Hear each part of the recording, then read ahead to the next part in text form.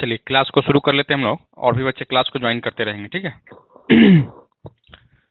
कल की क्लास में हम लोग आरएस इंटीग्रल क्या होता है या उसी पे हम बात किए थे, ठीक है। और उस पे हम एक क्वेश्चन भी किए थे, ठीक है।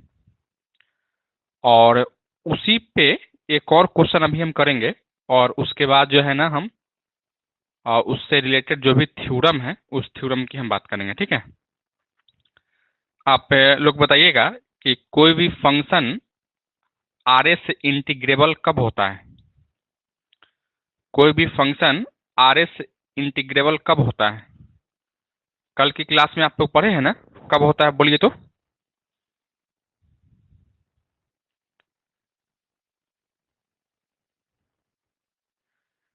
कोई भी फंक्शन आरएस इंटीग्रेबल कब होता है।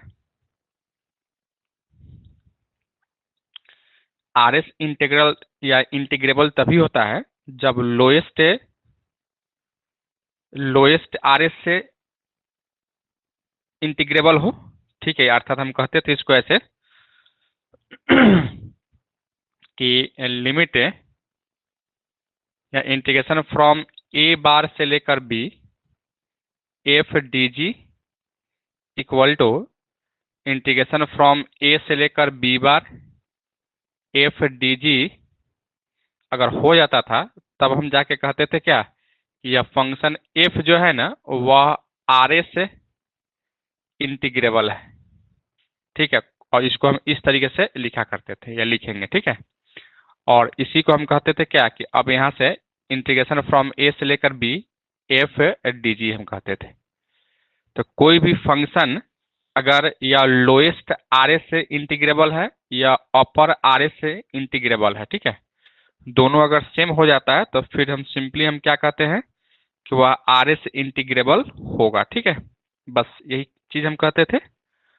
तो इसी से रिलेटेड एक और हम क्वेश्चन करने वाले हैं, और क्वेश्चन के साथ साथ एक थ्योरम करेंगे आज की क्लास में हम लोग, ठीक है। तो देखिए यहां से क्वेश्चन हम फर्स्ट क्वेश्चन को लेके आ रहे थे। क्वेश्चन नंबर 2 है, कल एक फर्स्ट क्वेश्चन हम किए थे, ठीक है। देखिए इसमें क्वेश्चन में क्या कहता है कि आपको दो फंक्शन दिया गया है। लेट एफ ऑफ एक्स है इक्वल टू एक्स है और जी ऑफ एक्स है इक्वल टू एक्स स्क्वायर है। और तब कहता है डज इंटीग्रेशन फ्रॉम 0 से लेकर 1 एफ डी जी एग्जिस्ट, और if it exist then find its value. Find its value. देखिए यह क्वेश्चन में क्या कह रहा था कि एक फंक्शन एफ ऑफ एक्स है इक्वल टू एक्स आपको दिया गया है, और एक फंक्शन जी ऑफ एक्स है जो कि एक्स स्क्वायर दिया गया है, ठीक है। तब आपसे कहता है क्या कि आप बताइए कि क्या यह जो आर एस इंटीग्रेबल है, क्या यह आर एस इंटीग्रेबल होगा। होगा मतलब एग्जिस्ट करेगा, अगर एग्जिस्ट करेगा या नहीं करेगा वह बताइए, और यदि एग्जिस्ट करता है तो फिर उसका वैल्यू हमको बताइए कि क्या होने वाला है, ठीक है। यही आपको क्वेश्चन दिया गया है।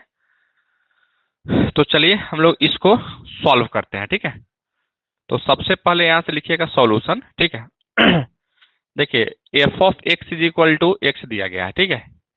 तो f of x equal to x दिया गया है, यह कंटिन्यूअस फंक्शन है, ठीक है। यहाँ लिखिएगा since F is a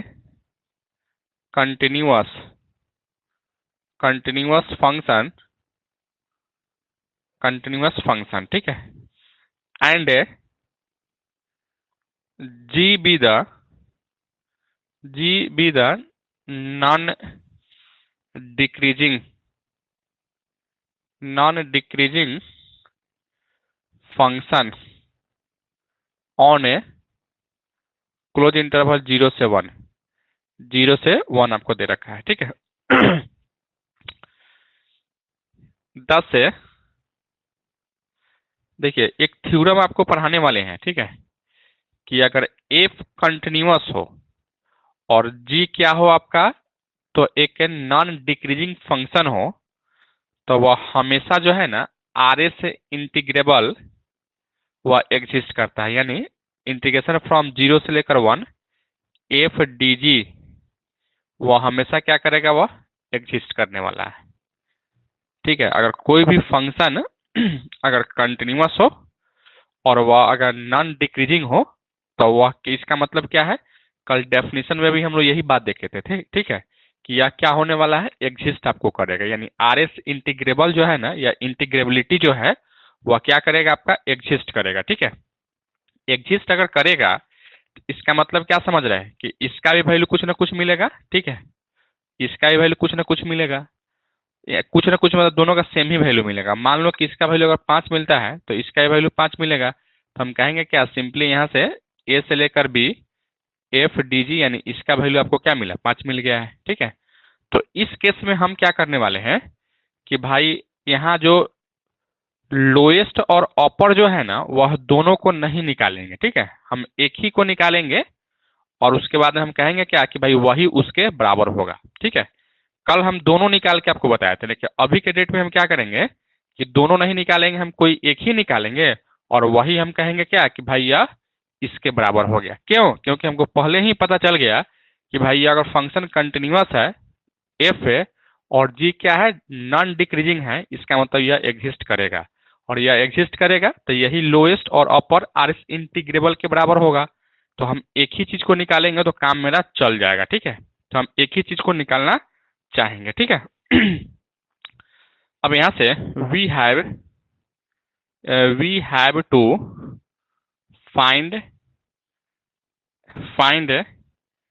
it's value, अगर यह एग्जिस्ट करता है तो फिर हम लोग को क्या करना है, इसका मान निकालना है। ठीक है, तो इसके लिए हम लोग एक पार्टीशन को कंसीडर करते हैं। We consider a partition P equal to, देखिएगा यहाँ से 0 से लेकर 1 है ना, तो यहाँ से 0, 1 upon n, 2 upon n, 3 upon n, dot dot dot r minus 1 upon n, r upon n, फिर dot dot dot n by n equal to 1 के बराबर होगा। ठीक है, एंड द इंटरमीडिएट पार्टीशन, देखो इसी में जो है ना, एक इसके अंदर वाला हम पार्टीशन मानते हैं। ठीक है, और वह पार्टीशन को हम क्यू कह रहे हैं। देखिए अंदर वाला क्या है, यहाँ से लेकर यहाँ तक। ठीक है, यानी क्या लिखो, यहाँ से 1 upon n, 2 upon n, 3 upon n, dot dot dot r minus 1 upon n, r upon n, dot dot dot n upon n है। ठीक है, इसका इंटरमीडिएट क्या है, पार्टीशन हम कोई मान लिए। ठीक है, अच्छा फिर देखिए यहाँ से वी हैव हम लोग यहाँ से del g r equal to हमेशा क्या लिखते हैं, जी एक्स आर माइनस का जी एक्स आर माइनस का 1 लिखते हैं। ठीक है, जी एक्स आर माइनस का जी एक्स आर माइनस का 1 लिखते हैं। ये लिखा करते थे ना, बिल्कुल हम लोग यही लिखेंगे। ठीक है, और माइनस का क्या लिखो, यहाँ से जी एक्स आर माइनस का 1 लिखते हैं। और इसके बाद में यहाँ देखिए, जो मैक्सिमम मिनिमम, जो लिस्ट अपर बाउंड, सुप्रीमम और इन्फीमम जो लेते हैं, इसको हम मान लेते हैं capital M r equal to, देखिएगा यहाँ से इन्फीमम कैसे निकालिएगा, तो इसका जो इस पॉइंट पे, ठीक है, यानी जो बड़ा पॉइंट है ना, इस दोनों में बड़ा पॉइंट कौन है, आर अपॉन एन ही है। तो क्या आप यहाँ से करोगे, उसका वैल्यू आप फंक्शन में रखोगे, यानी एफ एक्स आर, और अगर हम स्मॉल निकालते तो इसको लिखते एफ एक्स आर माइनस का 1 लिखते हैं। ठीक है, तो इस तरीके से हम लोग यहाँ निकाल चुके हैं। तो एम आर और कैपिटल एम आर का वैल्यू हम निकाल चुके हैं। ठीक है, अब अगर हम लोग अपर आर एस इंटीग्रेबल अगर हम निकालें, ठीक ठीक है। तो कैसे निकालोगे यहाँ से, देखो यहाँ से पहले सम निकालो, अपर आर ए से सम इक्वल टू क्या हो जाता है, summation of r equal to 1 से लेकर n capital M r into del g r लिखते हैं। क्या लिखते हैं यहाँ से, डेल जी आर लिखते हैं। ये लिखते थे ना, बिल्कुल यही लिखते हैं, ठीक है। फिर हम लोग यहाँ से इसको जैसे आगे बढ़ाओगे तो summation of r equal to 1 से लेकर एन है, कैपिटल एम आर का वैल्यू देखिए क्या है, एफ ऑफ एक्स आर है, f of x r into इसका वैल्यू क्या लिखिएगा आप यहाँ से, इसका वैल्यू यहाँ से लिखोगे जी एक्स आर माइनस का जी एक्स आर माइनस का 1 लिख सकते हैं, ठीक है। फिर इसको आगे बढ़ाइएगा तो summation of r equal to 1 से लेकर एन है, देखिएगा या एफ ऑफ एक्स का वैल्यू एक्स है तो एफ ऑफ एक्स आर का वैल्यू क्या होगा वैल्यू क्या होगा यहाँ से, तो यहाँ से एक्स आर होगा, ठीक है। और एक्स आर का वैल्यू देखिए क्या है, यहाँ से आर अपॉन एन है, ठीक है। यानी इसका वैल्यू आप लिखोगे आर अपॉन एन।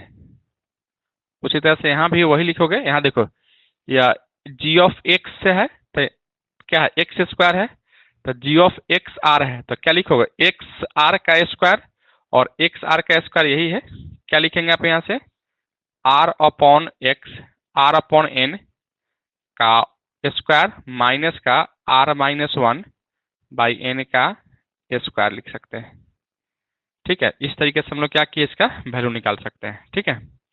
इसको फिर आगे बढ़ाइए हम लोग क्या लिखेंगे आप यहाँ से, और इसको लिखोगे summation of r equal to 1 से लेकर एन है, और देखिएगा यहाँ से क्या लिखोगे, देखो ये भी एन स्क्वायर होगा, ये भी एन स्क्वायर होगा, एन स्क्वायर कॉमन निकालिएगा, ठीक है।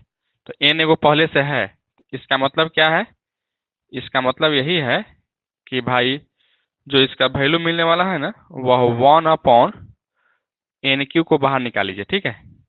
क्या बचेगा यहाँ से आर स्क्वायर माइनस, और यहाँ से एक्चुअली में एक आर ये भी होता, ठीक है, यहाँ से आर, और यहाँ क्या लिखोगे आर माइनस 1 का होल स्क्वायर लिख सकते हैं, ठीक है। यही बात हम लिख सकते हैं, बिल्कुल हम यही लिख सकते हैं, ठीक है।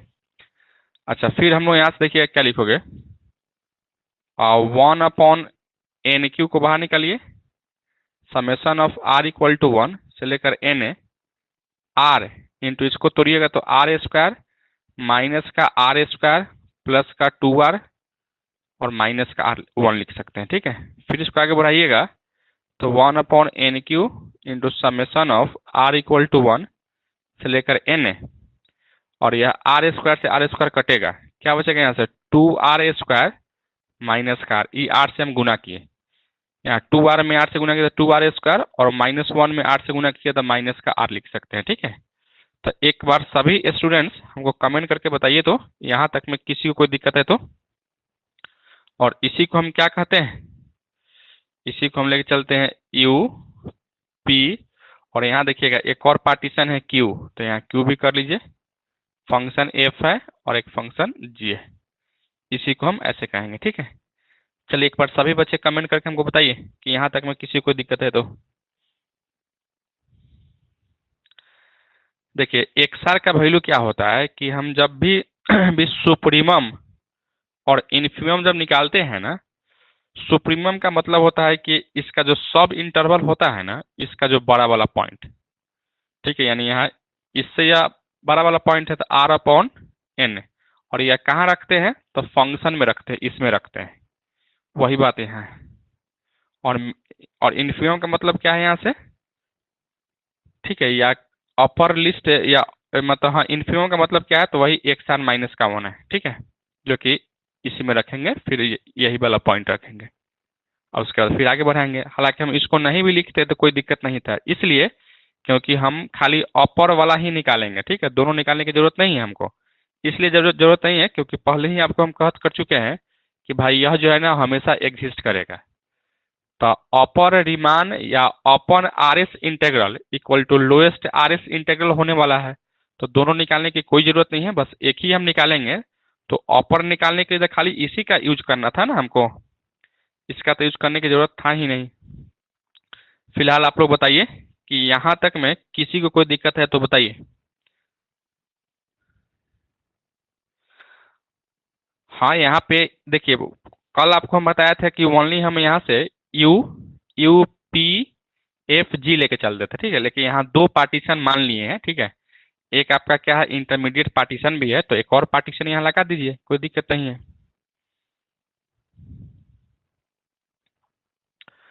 बोलिए यहाँ तक में किसी को कोई दिक्कत है तो। और भी स्टूडेंट्स बोलिए, किसी भी स्टेप में किसी को कोई प्रॉब्लम।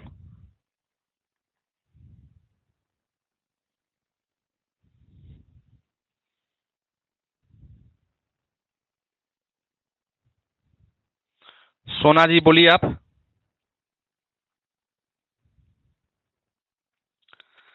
स्क्वायर इसलिए किए हैं क्योंकि यहाँ देखिए, यह जो वैल्यू, यहाँ जो फंक्शन आपको दिया गया था जी ऑफ एक्स इक्वल टू क्या है, एक्स स्क्वायर है। तो यहाँ से जी ऑफ अगर एक्स आर लिखोगे तो यहाँ एक्स आर का स्क्वायर नहीं कीजिएगा, और एक्स आर का मतलब क्या है कि यही वाला पॉइंट है ना। तो इसका वैल्यू अगर यहाँ रखिएगा तो क्या लिखोगे, यहाँ से आर अपॉन एन का स्क्वायर नहीं करोगे। उसी तरह से यहाँ से क्या कीजिएगा, अब जी एक्स आर माइनस वन रखिएगा, तब फिर वही चीज हो जाएगा, बस यह वाला पॉइंट हो जाएगा।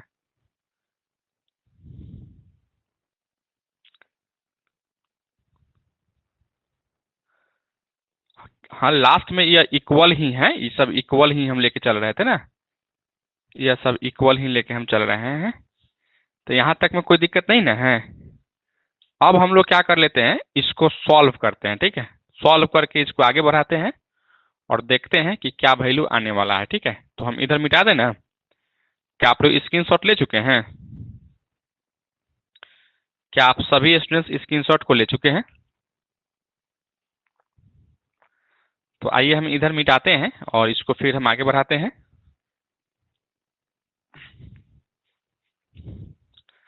देखिए, यह सब टॉपिक जो है ना, आपको क्लास रेगुलर करना पड़ेगा, ठीक है। और जो भी चीज़ हम पढ़ाते हैं उसको यहाँ तो आप समझते ही होंगे, और कुछ नहीं भी समझते होंगे तो घर पे आपको प्रैक्टिस करना होगा, ठीक है। तभी जाके आप इस चीज़ को समझ पाइएगा, और नहीं तो अगर आप यह सब नहीं करते हैं तो फिर आपको समझने में यह दिक्कत आपको होगा।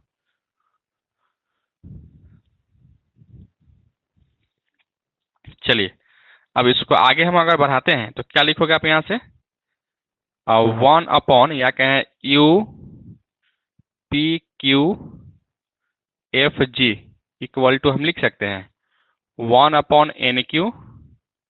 और देखिए यहाँ से अलग अलग कीजिए समेशन को, ठीक है, into summation of 2r² minus summation of क्या लिखोगे यहाँ से r।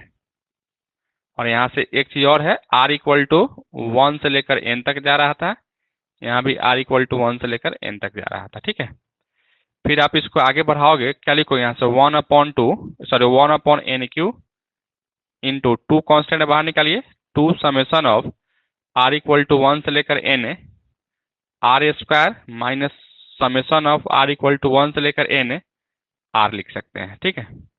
फिर यहाँ से 1/n³ इंटू 2 इंटू यहाँ से वैल्यू रखिए, ठीक है। क्या लिखोगे, r के जगह पर 1 रखिएगा तो 1 का स्क्वायर प्लस 2 का स्क्वायर प्लस 3 का स्क्वायर प्लस का डॉट डॉट डॉट n² लिख सकते हैं। क्यों लिख रहे थे, क्योंकि r के जगह पर 1 2 3 लेके चल रहे थे, और समेशन है इसलिए सबको प्लस प्लस करके लेके चल रहे हैं, ठीक है। फिर यहाँ से माइनस, क्या लिखो यहाँ से 1 प्लस का 2 प्लस का 3 प्लस का डॉट डॉट डॉट n तक जाएंगे। अब आप लोग क्लास 11th में पढ़े होंगे कि 1/3 into 2 into first natural number का स्क्वायर का सम पढ़े होंगे, ठीक है। तो इसका जो सम हो जाता है 1 का स्क्वायर प्लस 2 का स्क्वायर प्लस 3 का square plus dot dot dot n का स्क्वायर इक्वल टू हो जाता है n into n plus 1 into 2n plus का 1 अब बट्टा में 6 हो जाता है। ठीक है, तो यही इसका सम रखिएगा। क्या लिखोगे आप यहाँ से, n इंटू एन प्लस 1, या इसको गुना भी ही लिखिए ना। क्या लिखेंगे आप यहाँ से, 2n into n plus 1 into 2n plus का 1 बट्टा में 6 लिखोगे। देखो यहाँ से यह वाला 2 यहाँ आया है, ठीक है, बाकी यह वहाँ वाला आया है। फिर यहाँ से minus, first n natural number का सम है, इसका क्या हो जाता है, n इंटू एन प्लस 1 अब बट्टा में 2 हो जाता है। ठीक है, फिर यहाँ से आगे बढ़ाओगे, क्या लिखोगे यहाँ से, देखो सबसे पहले देखिए यहाँ भी n है, यहाँ भी n है, कॉमन निकालिए, n से n कटेगा, क्या लिखोगे 1/n² लिखेंगे। ठीक है, क्या बचेगा यहाँ से, तो 2n plus 1 into 2n plus का 1 और माइनस का, देखिएगा एलसीएम अगर लेंगे तो टोटल का एलसीएम आपका 6 हो जाएगा। ठीक है, और क्या लिखो यहाँ से 3 इंटू एन प्लस का 1 लिख सकते हैं ना, बिल्कुल लिख सकते हैं इसको। ठीक है, फिर यहाँ से आगे बढ़ाइए, 1/n² इंटू 2 इंटू इसको गुना करो, इसमें इससे गुना कीजिएगा तो n² प्लस का 3n प्लस का 1 होगा। ठीक है, और फिर यहाँ से क्या लिखोगे, माइनस का 3n माइनस का 3 लिख सकते हैं। अब बट्टा में 6 है ना, तो यहाँ से बट्टा में क्या कर लो, 6 कर लेते हैं। ठीक है, फिर इसको आगे बढ़ाइए, क्या लिखो यहाँ से 1/n² इंटू गुना कीजिए यहाँ से 2n² प्लस का 6n प्लस का 2 माइनस का 3n माइनस का 3 बट्टा में 6 लिख सकते हैं, बिल्कुल आप इसको लिख सकते हैं। ठीक है, फिर इसको और आगे बढ़ाइएगा, देखिए 1/6 इंटू, ये 1/6 को बाहर निकालना है। ठीक है, और n² को अंदर रखेंगे। सबसे पहले देखिए यहाँ से 2n², फिर यहाँ से 6n में से 3n जाता है तो प्लस का 3n, और यहाँ से लिखोगे -3 में 2 को जुड़ेगा तो माइनस का 1। अब बट्टा में क्या लिखो यहाँ से n² है तो n² लिखने वाले हैं। ठीक है, फिर अलग अलग करोगे तो 1/6 इंटू, यहाँ कुछ गड़बड़ हो रहा था क्या, देखिए तो क्या यहाँ कोई गड़बड़ हो रहा था कि ठीक है, एक बार आप लोग कमेंट करके बताइए तो, क्या यहाँ तक में कोई दिक्कत है क्या। यहाँ एक चीज गड़बड़ यह हो रहा था, देखो इसमें इससे गुना कीजिएगा तो यहाँ से 2n² होगा, यहाँ से एक्चुअली में यह 2n होगा तो यहाँ से गुना कीजिए तो यह 4n हो जाएगा। ठीक है, यहाँ भी क्या लिखेंगे, या 2n के जगह पे हम लिख सकते हैं यहाँ से 4n। ठीक है, बाकी सब ठीक है। अब इसको आगे हटाइएगा तो इतना बटा इतना क्या लिखो यहाँ से 4 प्लस 3/n माइनस 1/n²। तो यह किसका वैल्यू मिल गया आपको, तो UPQFG, अर्थात है अपर RS सम का वैल्यू हमको मिल चुका है। ठीक है, अब जैसे अगर वैल्यू मिला, हाँ 2n से मल्टीप्लाई किए हैं, यहाँ से इसमें से मल्टीप्लाई किए तो इतना आ गया है। ठीक है, बोलिए तो सर यहाँ तक में किसी को कोई दिक्कत है तो, यहाँ तक में अगर किसी को कोई दिक्कत है तो बोलिए।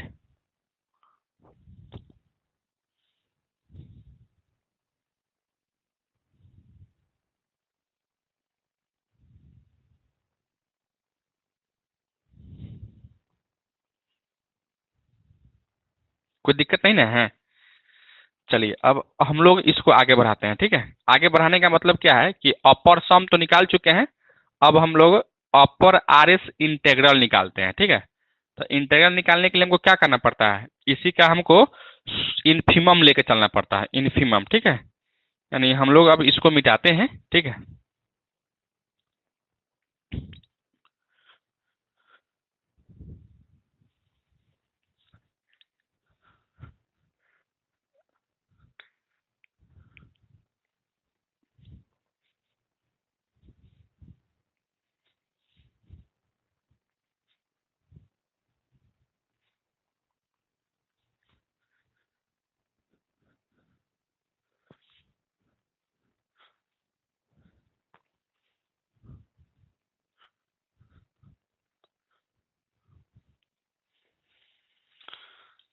तो आइए अब हम लोग यहाँ से अपर RS से इंटेग्रल लेके चलेंगे, ठीक है। और यह हमेशा किसके बराबर हो जाता है? तो infimum of A U P comma Q comma f comma g के बराबर हो जाएगा, ठीक है।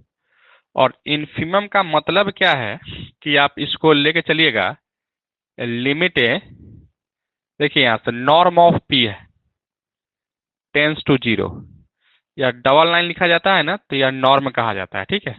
और अंदर में पी है तो नॉर्म ऑफ पी, और हमेशा टेंस करेगा जी क्योंकि इन्फीमम है। और इसका वैल्यू अभी हम जस्ट निकाले हैं, क्या है 1/6 into 4 plus 3/n minus 1/n², ठीक है। अब जैसे अगर यह नॉर्म ऑफ पी है तो यहाँ से इसको चेंज कीजिएगा ना, तो यहाँ से n टेंस टू इन्फिनिटी होगा, ठीक है। और यहाँ से क्या लिखोगे 1/n into 4 plus 3/n minus 1/n² लिख सकते हैं। फिर हम लोग यहाँ से जैसे n टेंस टू इन्फिनिटी रखेंगे ना, क्या लिखो 1/6 इंटू 4 प्लस 3/इन्फिनिटी माइनस 1/इन्फिनिटी का स्क्वायर, अर्थात यहाँ से लिखोगे 1/6 इंटू 4 प्लस 0 माइनस का 0 होगा, ठीक है, इक्वल टू 4/6 इक्वल टू 2/3 होगा, ठीक है। और यही क्या कहलाएगा आपका, तो यहाँ से यह अपर है ना, तो यहाँ से इंटीग्रेशन फ्रॉम 0 से लेकर 1 बार एफ डी जी होगा, ठीक है। तो यह इसका वैल्यू मिल गया। और जैसे अगर यह इसका वैल्यू मिला, इसका मतलब हम कह सकते थे क्या कि भाई आर एस से इंटीग्रेबल का जो वैल्यू है ना वो आपको यही मिला, ठीक है। अर्थात यहाँ से लिखिएगा 10, या हेंस जो भी लिखना है लिखिए, इंटीग्रेशन फ्रॉम 0 से लेकर 1 f d g equal to क्या लिखेंगे यहाँ से 2/3, यही इसका क्या होगा, तो फाइनली आपका आंसर हो जाता है, ठीक है। इस तरीके से आपको निकाल लेना है। अब इसका अपर निकालने हैं तो लोएस्ट निकालने या लोअर निकालने की जरूरत नहीं है, क्योंकि अब पहले ही आपको बता दिया गया था कि वह एग्जिस्ट कर रहा है, ठीक है। बोलिए तो यहां तक में किसी को दिक्कत है तो एक बार फिर से बोलिए, कोई दिक्कत है तो।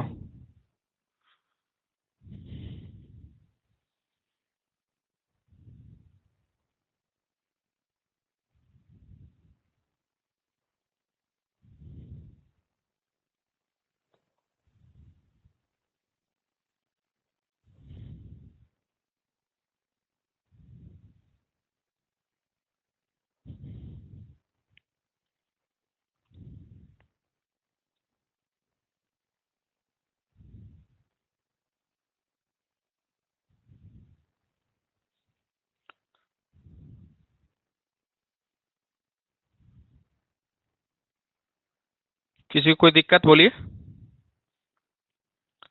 नहीं ना।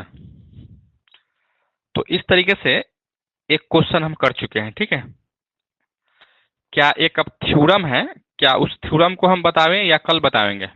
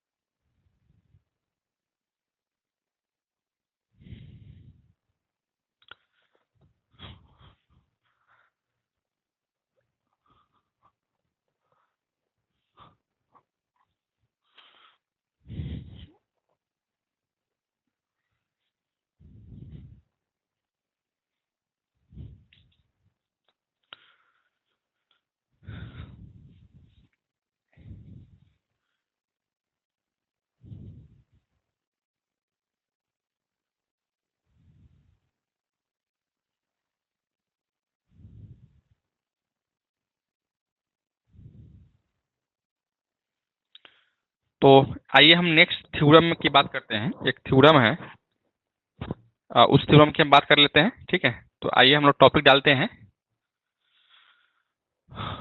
लेकिन यह थ्योरम प्रूफ करने में थोड़ा सा बड़ा थ्योरम है, इसलिए हम चाह रहे थे कि कल अगर प्रूफ करेंगे तो फिर कोई दिक्कत नहीं होता।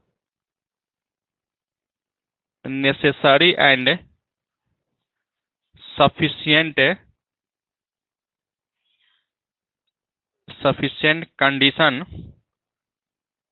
Condition for remain still just integrability ग्रेबिलिटी, यानी कोई भी फंक्शन, ठीक है, कि वह आर एस से इंटीग्रेबल या इंटीग्रेबिलिटी कब होगा, ठीक है, उसका नेसेसरी एंड सफिशिएंट कंडीशन क्या है, यही बात आपसे इस थ्योरम में आपसे करेगा। ठीक है, ठीक है। अभी हम फिलहाल स्टेटमेंट लिख देते हैं, ठीक है, प्रूफ इसका कल करेंगे। देखिए, यह थ्योरम जो है, यह थ्योरम का स्टेटमेंट आपको यही कहता है, ठीक है, जब भी अगर क्वेश्चन में आपसे पूछ दे कि prove that necessary and sufficient condition for R S integrability या इंटीग्रेबल, या आपको यह थ्योरम का एक स्टेटमेंट आपको देगा। ठीक है, स्टेटमेंट क्या देगा भाई आपको? तो let f b a bounded function and GBA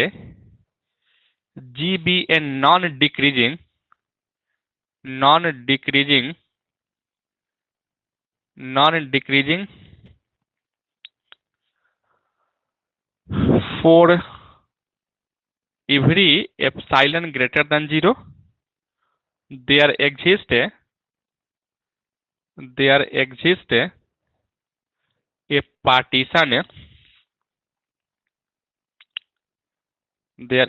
a partition P of closed interval a comma b such that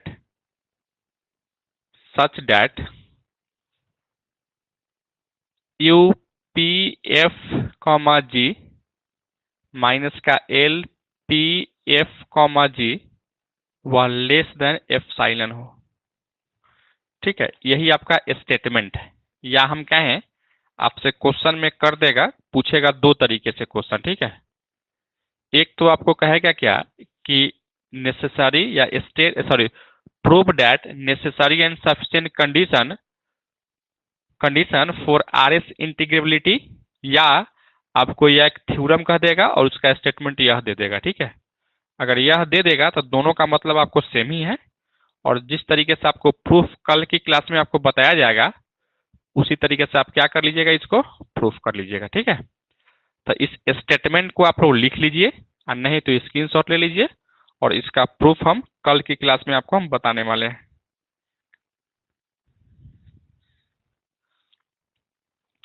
यह आपको कैसे पता चलेगा? ठीक है, देखिए यहाँ हमेशा जो है ना, वह जी हमेशा क्या होगा, तो वह डिक्रीजिंग फंक्शन होगा। डिक्रीजिंग का मतलब नहीं समझते हैं कि वह घटते घटते चला जाता है। जैसे मैं देखो यहाँ से, या 1, 1 upon 2, 1 upon 3, 1 upon 4, 1 upon 5, dot dot dot, यह क्या है आपका? देखिए डिक्रीजिंग फंक्शन है, क्योंकि यह 1 का जो वैल्यू होगा वह उससे छोटा है, या इससे छोटा है, या इससे छोटा है, या इससे छोटा है, तो यह सब क्या है? डिक्रीजिंग फंक्शन है। यह सब आपको पार्ट 2 में ही पढ़ना था, पार्ट 2 के सीक्वेंस एंड सीरीज में, या नहीं बल्कि रियल एनालिसिस में ही यह सब इंक्रीजिंग फंक्शन क्या होता है, डिक्रीजिंग क्या होता है, ठीक है, यह सब चीज जो है ना पार्ट 2 में ही हम पढ़ाए थे। ठीक है, यह सब पार्ट 2 का ही चीज है, बस वहाँ का भी जो स्टेटमेंट में दे रहा है वह हमेशा क्या है, वही लेके चलना है आपको। ठीक है, तो इसका प्रूफ हम कल की क्लास में देखने वाले हैं। ठीक है, और कल आपको हम बताएंगे कि इसको प्रूफ हम कैसे करते हैं। ठीक है, तो बस आज की क्लास में इतना ही रखते हैं, फिर हम मिलते हैं कल। Okay, bye, good night.